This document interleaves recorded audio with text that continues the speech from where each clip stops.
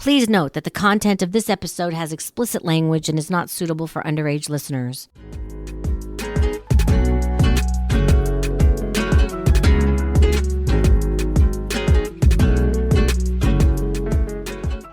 Hi, I'm CJ, and I've been a phone sex operator for 23 years. Let's get started.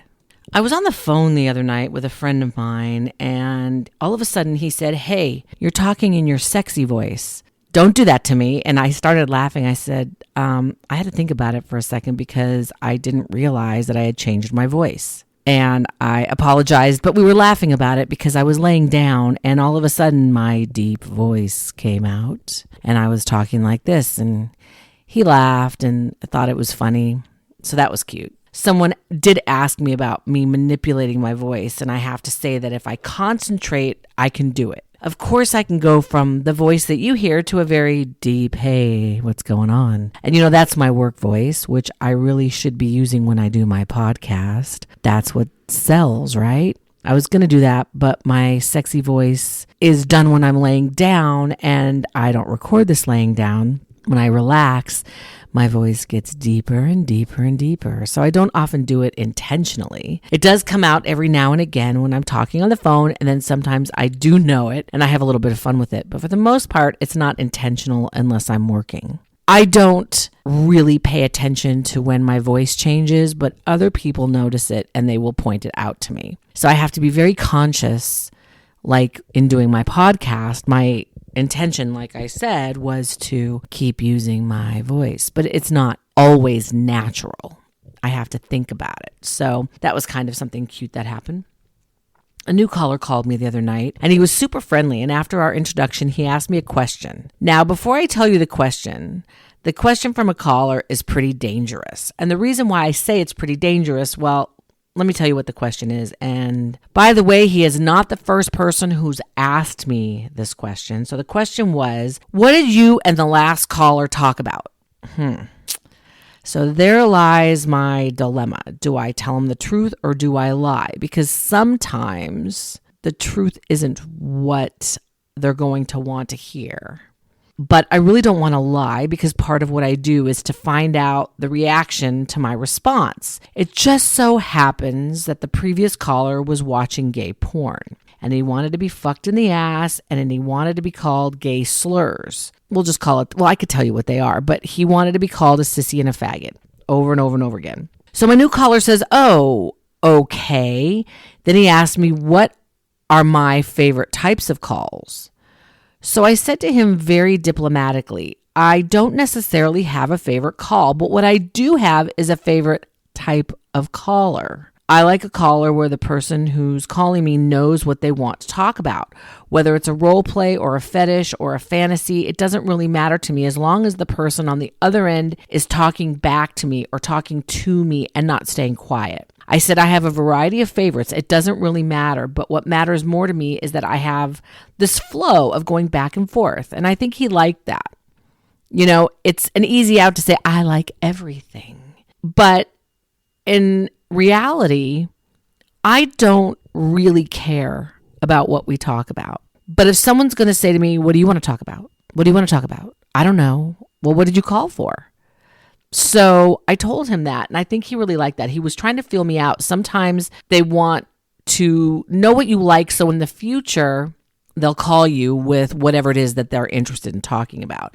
And I don't know if he's going to call me again, but he found our conversation to be interesting and informative because I was honest. And that's all that they really want, is for you to be honest. So do you remember I told you about the guy a couple of podcasts ago who wanted to take karate lessons with me, and he was all about getting kneed in the crotch? Well, he called me back and he said to me that our conversation kept him thinking, and he was kind of curious and a little bit, I don't want to use the word confused, but concerned as to our rules in that scenario. Him overpowering me kicking him in the crotch and potentially getting away. He didn't really know how to proceed from there. So I said to him, well, it depends on what you want the outcome to be. Do you want to overpower me, or am I to continue to try to get away from you? He was not sure. He was very confused. And so he didn't know where he wanted this to go. But I think he liked the whole knee strike, kneeing him in the crotch thing. We got that down, that he liked that. But then the noises that he was making were kind of strange, and I stayed a little quiet. I didn't know if he was finishing or if something else was going on. I couldn't tell. It was kind of like, you remember before I told you he made this noise that was like very slight. Well, now it was like that. It was really weird. And I hadn't heard that before. So I stayed quiet for a moment or two, and I realized, wait, I think he's sleeping. And I don't think he's kidding. I don't think he's coming. I don't know what he's doing. So I talked a little more in case I was missing that signal, but no, he was really sleeping. Thinking, how can you fall asleep? Well, I could have put the phone down, and I did for a couple of minutes, really. And I was so surprised that he actually had fallen asleep mid-conversation. It was like a narcoleptic, like he was out. This isn't the first time this has happened, but it doesn't happen a lot, but it does happen occasionally. So after a few minutes, I decided I'd had enough. And I could have stayed on the phone, and I could have, ticked away at the time and made more money, but it just didn't feel right. It kind of never does. I mean, I'm sure there are plenty of people out there who think I'm an idiot, and there are women out there who would put the phone down and let him wake up whenever he wakes up and hang up, but that isn't me. And I figured if he's not sleeping and if he's faking it, then when I hang up, he'll either call me back or write me something. So I decided to hang up. And guess what? I never heard from him that night. So he was really sleeping. I don't understand it. I don't know if he'll call me back. And to be honest, I don't care. I should, but I don't. So that was that. Oh my goodness, he called me again. This is a few days later. Same scenario, saying to me things like, but you're a petite woman. How can you have the upper hand? You're so capable. That's how he'd say it. You're so capable. It'll be a challenge. How can you have the upper hand? What is that? It's so odd to have this conversation over and over again. He sounds so confused, and he keeps saying, you're a woman, and how can this be? Let me tell you, I will have these conversations and take his money, but this is a very strange conversation to have with him, and it's really not a conversation because he doesn't say much, which, as you know, does not make me happy. I would like this to go somewhere, but I don't think it's going anywhere. And of course, at the end of the day, he goes, you've left me with something to think about. I need to think about this some more, which really means I'm done and I'll call you again another time. This one's got me very confused. It's a bit strange. I would say knee strike. I would say crotch, kick you in the crotch. I would say these things, and he would just be going, but how can that be? And I'm thinking, I don't know what else to say. He's not giving me a direction other than I'm kicking you in the crotch, other than that, and that making him happy. I don't really know what else to say to him. So, yikes. I don't know. We'll see where this goes, and I will keep you updated on that. It's very strange. This was a week of regulars this week that I'm recording this. It was a lot of, the professor call. I think I might have told you there's a professor call. This guy calls me and calls me professor, and he failed his test because he was distracted by me and my lipstick. My lips were so shiny, it looked like someone came on them, or I walked by him and touched his shoulder. And it's always the same scenario. He is dominating me, whether it's in my office or if I go to his dorm and I tell him he didn't pass this test and he can retake it. It's always undo my blouse, take off my bra, get on my knees, suck his cock, and I'm supposed to say, no, this isn't right, no. And he's saying, yes, do it. And sometimes this lasts 10 minutes, sometimes 20 minutes, sometimes 5. So he called a few times this week. Someone did ask me a few things. So somebody wanted to know about what I charge and if I get tips from people. So on the platform where I work, we can charge whatever we want. And I think I've seen the lowest girl at 69 cents a minute. But there's not too many. Most people start at 99 cents a minute. And I've seen it as high as $7.99 a minute. Now we get 70%. In the very beginning, when I first started working, the company sets your price. When you work for a normal company, where you are actually on 20 to 40 hours a week. The company sets the price and they take the bulk of the money, the percentage. At this place, they take 30%. You can make your per minute price whatever you want. So that's great. We get 70%, they get 30%. So I've priced myself pretty low, and that way it's affordable. If you're calling multiple times a week, it's less affordable because you're spending a lot of money. So I'm pretty affordable. I see people, like I said, all the way to $7.99, but most people are between, I would say, $129 and $299. And I'm not in the twos, I'm in the low ones. Okay. So I might have told you that I've gotten gifts. And at one point, I did have a P.O. box. And in the P.O. box, I was sent money and I was sent gifts of shoes and lingerie and stuff like that, which, of course, I couldn't wear because it was always a much smaller size than what I am.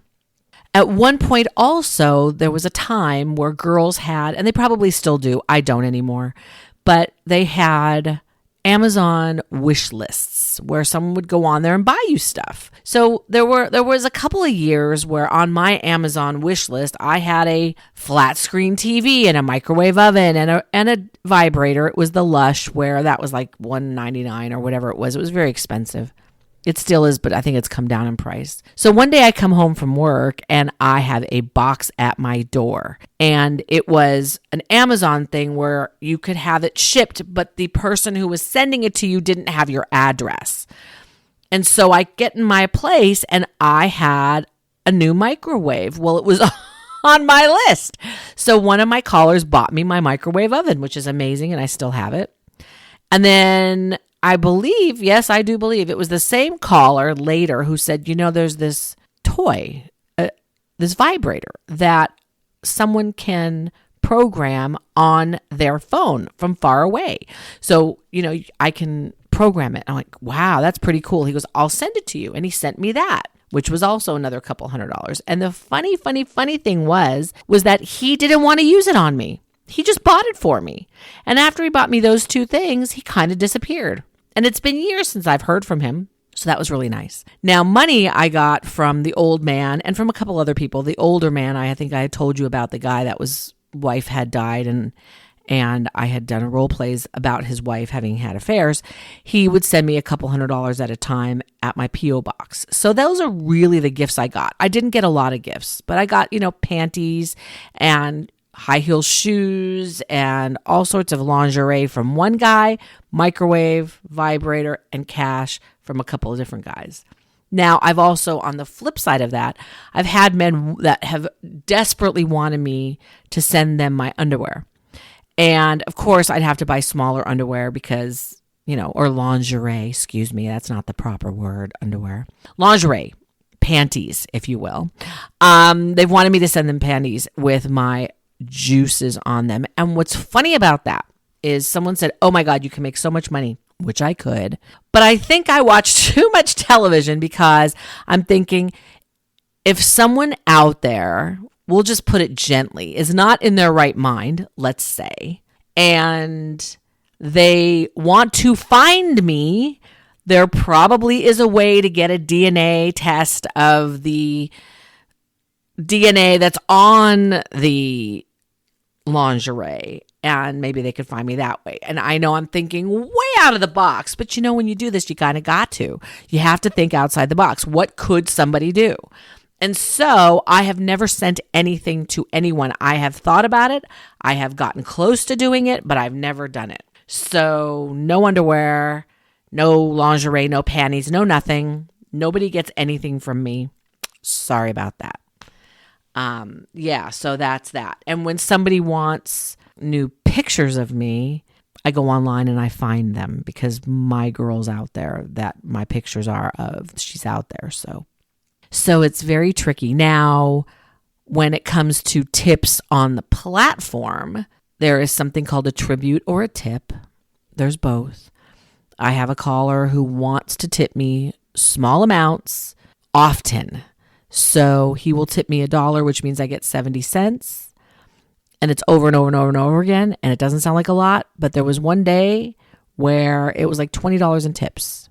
And again, it's not a lot, but the other day somebody tipped me $25 because they just thought I was a nice person. So you get tips, you get tributes, you get things from these guys, which is very nice. And they also can write feedback. And the feedback is really important because shockingly, and I think I mentioned this before, so I'm sorry if I'm repeating myself, but shockingly, people do read the feedback. It's just like a Yelp review, right? Hey, she's great, or hey, she's this, and so I appreciate people who write feedback. I never ask. I think there are people out there who do say, hey, would you write something on my feedback? I do not. I have not. I never will.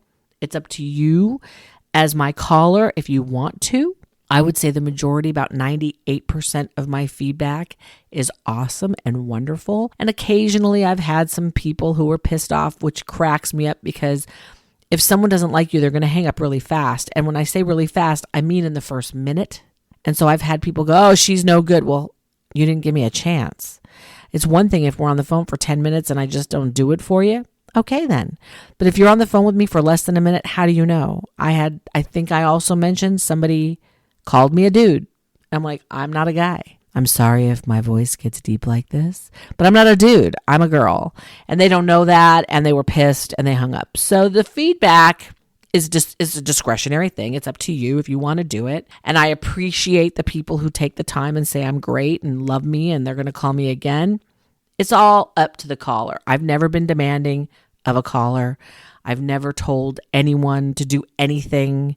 So I appreciate them that do it. So if anybody's listening that's a caller of mine, which I doubt because nobody knows I'm doing this, but if anybody happens to hear this, I appreciate the feedback. So thank you. Yeah. I don't have any other questions for this week. So that's all for now. This went by really fast.